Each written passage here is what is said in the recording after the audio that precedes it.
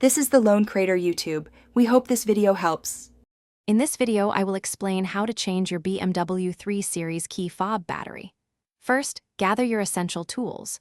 You'll need a new CR2032 coin cell battery, which is commonly available.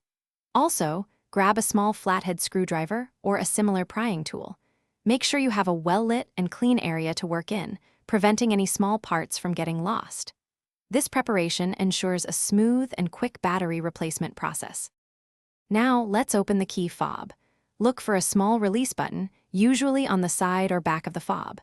Press this button and slide out the emergency key blade.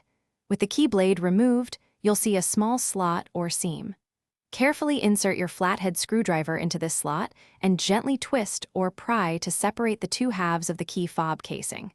Take your time to avoid damaging the plastic. With the key fob open, you'll see the old battery. Before removing it, take a quick mental note or a picture of its orientation, noting which side faces up. This ensures you insert the new battery correctly. Use your screwdriver to gently pry out the discharged CR2032 battery. Now, carefully insert the fresh CR2032 battery, making sure it's oriented exactly as the old one was. It should click securely into place.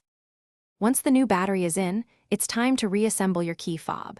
Carefully align the two halves of the casing and press them firmly together until they snap securely into place. Then, slide the emergency key blade back into its slot until it locks. Finally, test your key fob's functionality by trying to lock and unlock your car.